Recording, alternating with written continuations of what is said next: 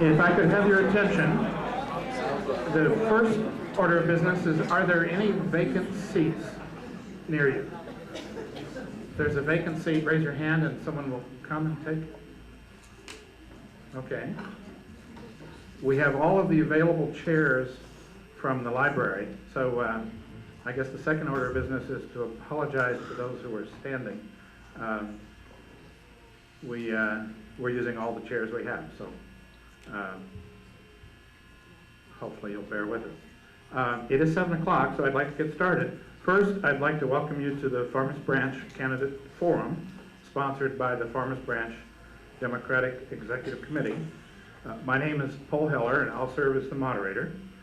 Before we begin the actual event, I'd like to have you all stand and recite the Pledge of Allegiance with me. We have a flag up here.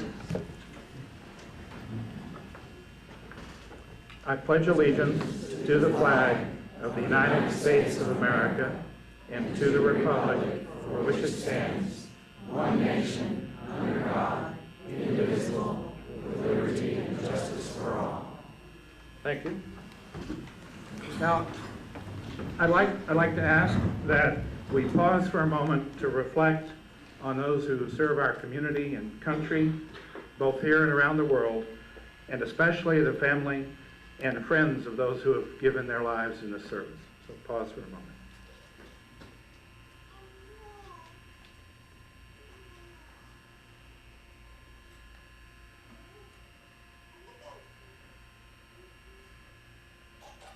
Thank you.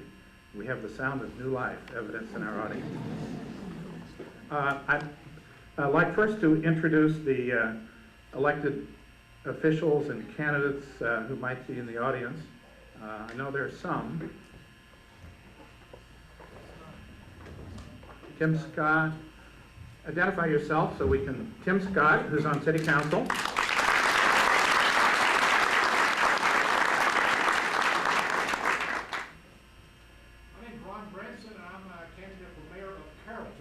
Ron Branson, Mayor of Carrollton, candidate for Carrollton.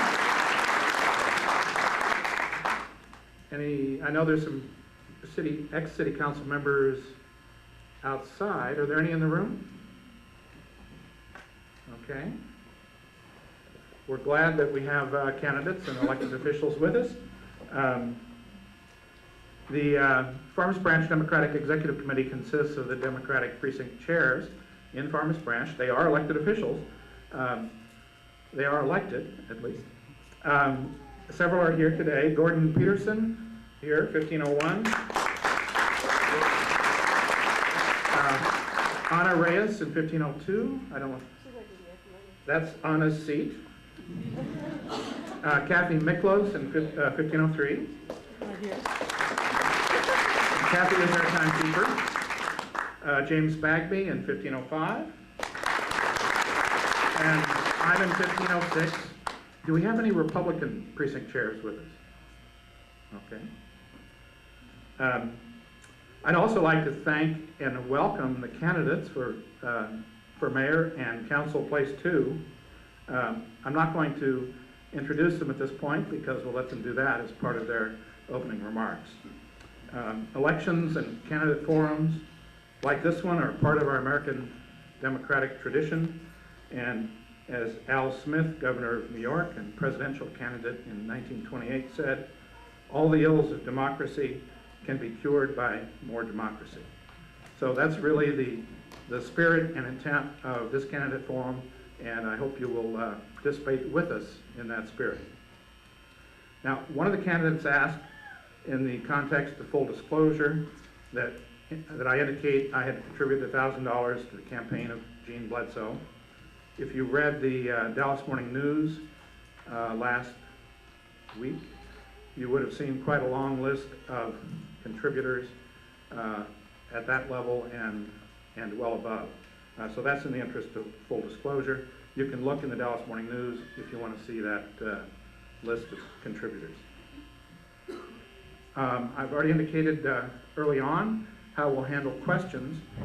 If you have questions and you want to write them out on a piece of paper and bring them to the table, we will try to assimilate them into a much smaller set of questions As you can see from looking at the table, we have 4 more questions than we can answer or ask.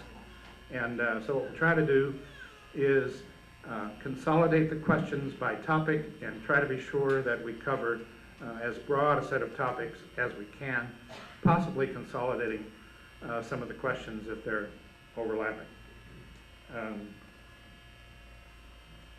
We don't have any trick questions, and we do ask that you write legibly, and we don't take off for spelling, so you're okay there.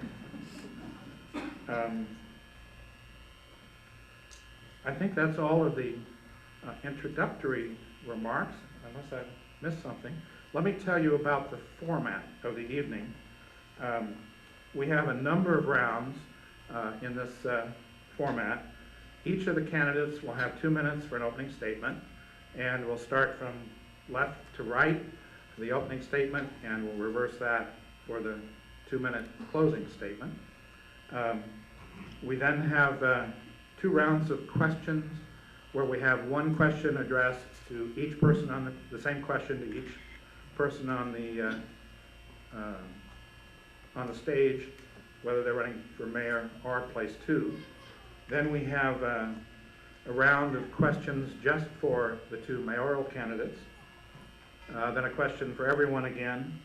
Then we have the opportunity for each of the mayoral candidates to ask a question of their opponent, and similarly for each of the 3 place 2 candidates to ask a question of one of their opponents. So it's a candidate on candidate question and answer. And then we'll have a question mayor asking each other, and this is way more than you want to know. We'll continue until about 8:10, and at that point, however many rounds of questions we will get to, we'll stop there, and then we'll move to the closing statements, and that should put us out of here by about 8:20. We will have some time before we have to vacate the building, so the candidates may well be available for one-on-one questions and answers. We have a timekeeper in the front who I introduced. She will hold up a yellow piece of paper. It looks a lot like this one, and that means 15 seconds left. And then a red piece of paper, looks a lot like this one, and that means time is up. And we would ask the candidates to kind of end with whatever sentence they're on when they see the red. I think that's it. Have I left anything out? Great. We'll start with a 2-minute opening statement, and we'll start from left to right. And they should introduce themselves. Well, good evening, everybody. I am Tim O'Hare. I'm a city councilman here in Farmers Branch. Most of you know that, and also the mayor pro tem. And I am running for mayor and would love to have your vote. Thank you, Paul, for agreeing to do this, and thank you to the Democratic Executive Committee for putting this on. What an incredible turnout. This is pretty amazing, and thank all of you for being here and being so interested in the city. Many of you have heard me say this, so this is not new for a lot of you, but I was born at St. Paul Hospital and came home to a house on Dennis Lane, and I lived in Farmers Branch for 35 of my 39 years. And I love Farmers Branch, and that is the reason that I ran for council and the reason I'm running for mayor. You may disagree with some of my positions at times, you may disagree with my stance on some issues, but I don't think anybody can question my love and my concern for Farmers Branch. And I believe we have Farmers Branch heading in the right direction. I believe we have a council that works well together and works well with the staff. And to accomplish anything at any level of government, you have to have a group of people that work well together. There's always room for disagreement.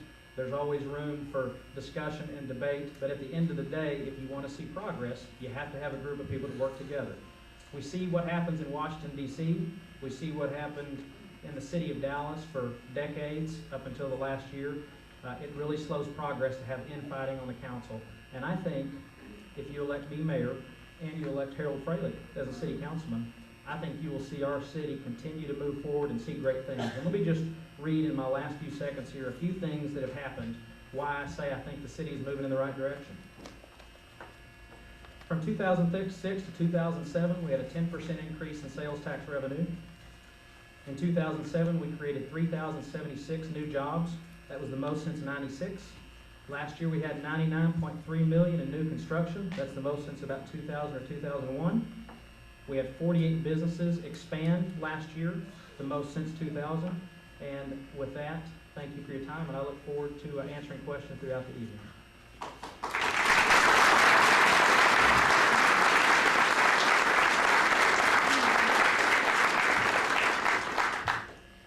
Let me suggest that we'll have applause after this opening round, and then as we move into the other rounds, we'll hold our applause till the end, and that'll allow us to get in probably a couple more rounds of questions. Gene. Well, my name's Gene Bledsoe, and I'm running for mayor of Farmers Branch because the city cannot afford 3 more years of failed leadership and unexpected consequences. The city cannot afford 3 more years of on-the-job training from my opponent. I want to be mayor of Farmers Branch because I want to open the doors of City Hall to all the people of Farmers Branch. This council, under the leadership of my opponent, is making unilateral decisions, many of them behind closed doors. I assure you that as mayor, all the business of the people will be done in an open and transparent fashion. I want to be mayor of Farmers Branch because I want to represent all the people of Farmers Branch. I want to represent our poor citizens, our senior citizens, and our Hispanic citizens. I also want to be mayor of Farmers Branch to get this city back to its fiscal conservative roots. The city council under the leadership of Mr. O'Hare is spending money wildly. They're borrowing money. They're borrowing money without getting taxpayer input. They are spending our hard-earned emergency savings. They are spending more of the money than we're taking in. In this uncertain economic times, that is a recipe for disaster. I have the proven leadership and financial and business experience to guide the city through the next few critical years. I have also served on boards for 10 years for the city. I ask for your support. I ask for your vote on May 10th. Thank you.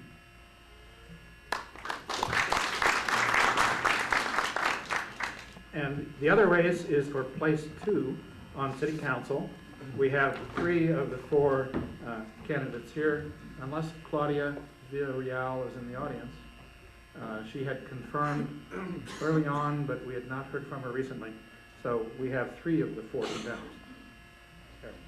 Thank you, Paul. My name is Harold Fralick, and I'm running for place 2 on Farmers Branch City Council, and I would certainly appreciate your vote also. Thank you all for coming tonight. My family and I have been here in Farmers Branch for about 20 years. Both of my boys have gone to Carrollton Farmers Branch Independent Schools. My wife is currently the registrar at R.L. Turner High School, and she's working on the tax test as we speak. I work at Northern Trust Bank. I'm a real estate asset manager there. I manage a large real estate portfolio. Properties are located in the state of Texas, New Mexico, Colorado, and Oklahoma. That's my background. I've been in and around financial services business for about 35 years. If you elect me councilman, I would continue most of the programs that I see our city council moving toward at this time. Our council last year sat down and set forth 29 goals. And you all know what a goal is. It's something we do in our time management. A goal is something we achieve to try to accomplish. I'd like to see our city taxes kept low. I'd like to see our police and fire department continue to provide the best protection in the Metroplex. I'd like to see us do some improvements to this library, subject to not having a tax increase. I believe that Farmers Branch has had great conservative leadership in the past, fiscally and in all areas, and I continue to move in that direction. I believe that what we should do at this point is continue to enhance our present and work toward a new and better Farmers Branch. Thank you.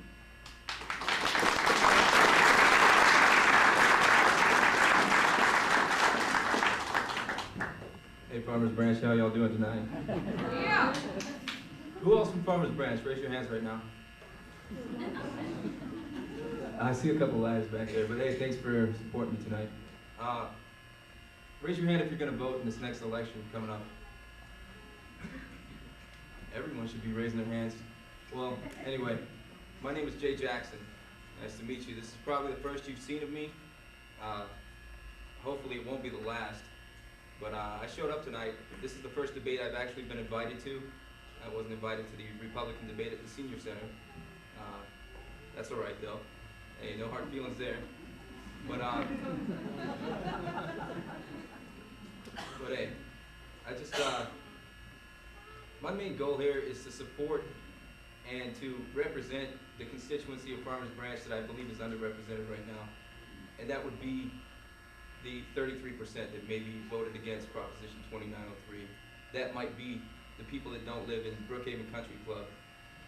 And Tawana, Marshall, back there, where are you? Hey, that's nothing against you. You live in Brookhaven, but that's fine. I played, grew up with your son. David Merritt, how you doing? But yeah, that's my main goal here, is I want to represent the younger generation, the younger people, and even the older people, because there's nothing wrong with old people. All right, so let's, all right. So hey, Mr. O'Hare said something about people working together. I think that's fine as long as they're represented geographically speaking. And that's what we need in Farmers Branch, is geographical representation for our constituents. And that's all I have to say. Thank you.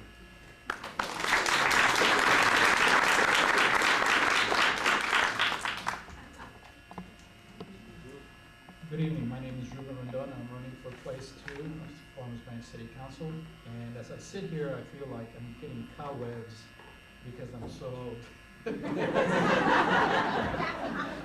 that was great. I enjoyed that. There are really 3 reasons why I'm running for City Council. Very simple reasons. And you all know what they are. Number 1, transparency and accountability in city government. Number 2, fiscal responsibility. And number 3, representation for all citizens of Farmers Branch. Why? Number 1, I feel really strong as far as transparency and accountability is concerned, that our current city council has not been upfront with what they're doing. How do I know that? 2 lawsuits have been filed because of the Open Meetings Act. Whether it happened or not, there's a perception that that's happening, and we shouldn't have any doubt that our city council is ethical. Number 2, fiscal responsibility. Why do I bring that up? Well, the reason for that is 2903, the ordinance. I'm against illegal immigration, as we all are. But that is a federal issue, and there are other ways to do it. We, right now, are going to get a decision very soon on 2903. And it's going to cost us quite a bit of money.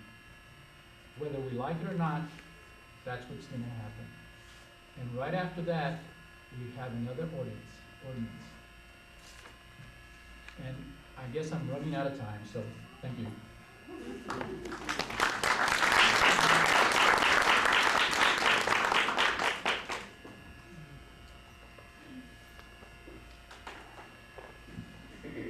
Thank you. Now this is a question for all 5 candidates, and rather than just continuously start left to right, why don't we start with Harold, move over in that direction, and then come back and with Tim and Jean. I'll try to be random, but you know, for me, sometimes that comes naturally. Let me know if you detect a pattern, and I'll change it. Here's the question for everyone, starting with Harold. Would you support changing our current policies toward alcohol sales in Farmers Branch in order to attract more high-end restaurants such as Chili's, Fridays, Bennigan's, or sports bars? My short answer is yes. But what that really means is the council has what they call a special use permit that they can allow and they can monitor and they can give to those who present an alcohol plan, and do several other accommodations to the city, one of which is provide adequate restrooms. I think we're gonna have to do this to get restaurants into Farmers Branch. I think a big mistake was made several years ago, and at that point, Addison got all the restaurants and we didn't get any. So I would support that plan, subject to using the current regulations we have at this point. Yes, I support that. The main thing is, all right, we can already sell alcohol on-premise, for on-premise consumption purposes. Brookhaven Country Club in the year 2007 made $800,000 in alcohol sales. The Saltgrass Steakhouse made over $400,000. And I would go so far as to think that we should legalize alcohol sales for off-premises consumption. I mean, look at Carrollton, look at Addison. All of your tax dollars, all that sales tax money of people buying alcohol is going to those other cities. Because people in Farmers Branch drink, whether you want to admit it or not. If anything, the people in Farmers Branch who drink are going to have to drive somewhere else to get alcohol. If they run out in the middle of the night, they're going to have to drive even further under the influence of alcohol to go get more alcohol. And if anything, if they're driving in Farmers Branch to go get more beer and they're already drunk, then our police officers should pull them over and we should get that revenue as well.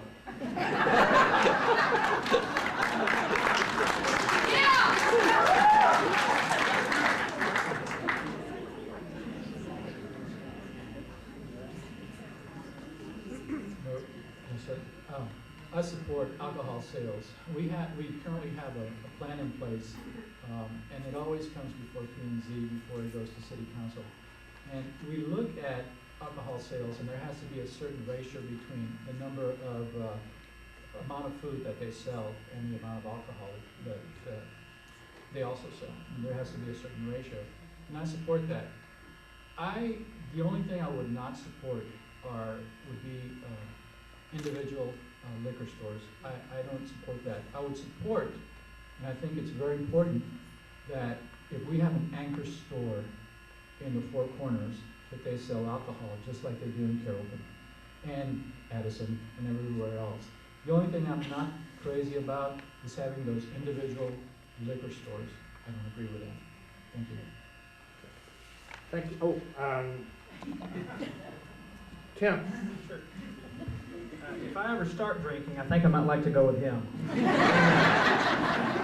I don't, well, currently in Farmers Branch, we allow alcohol sales in restaurants, and I'm in favor of that. And with new restaurants that I think we'll see put in place along LBJ Freeway, where Brookhaven Business Park now stands, I would be in favor of that. I am not in favor of alcohol sales similar to what we see in Carrollton at the beer and wine stores. I don't think that will add quality to our city or quality to our development, so I would not support that.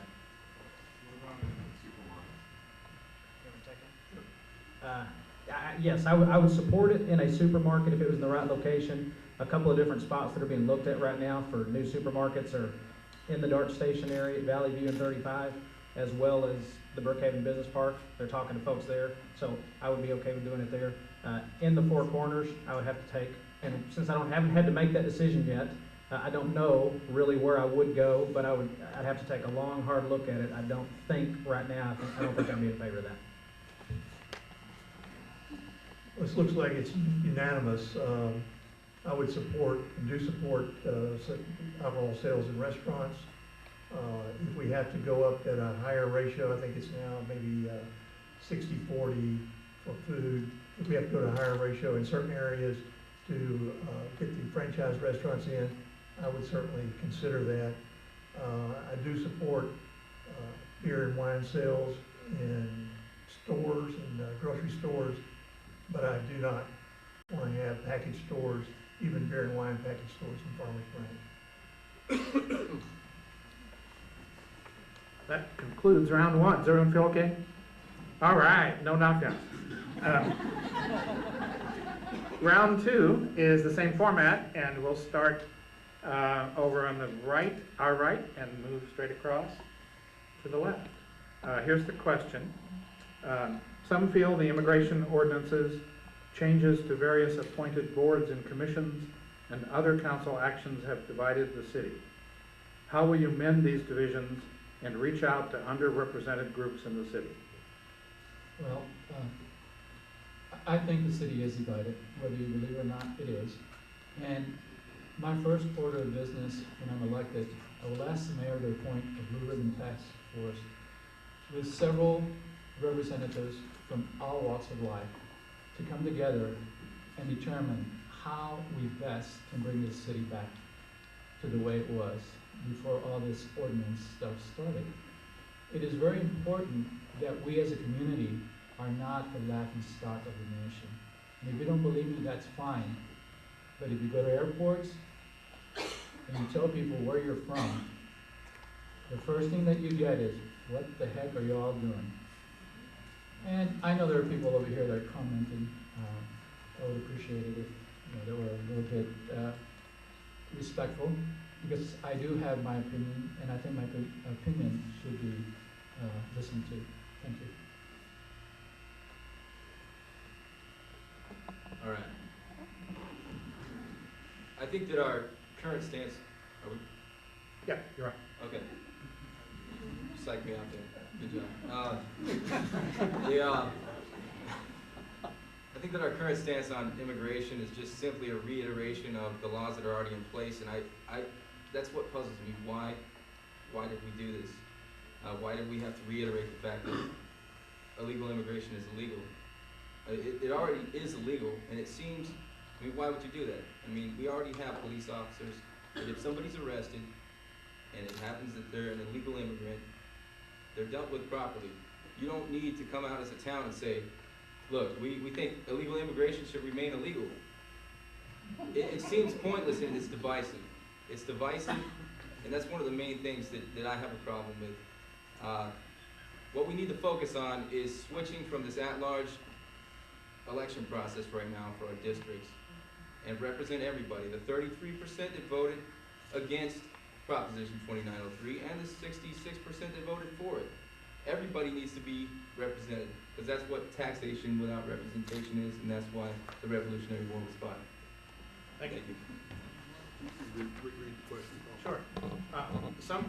Some feel the immigration ordinances, changes to various appointed boards and commissions, and other council actions have divided the city. How will you mend these divisions and reach out to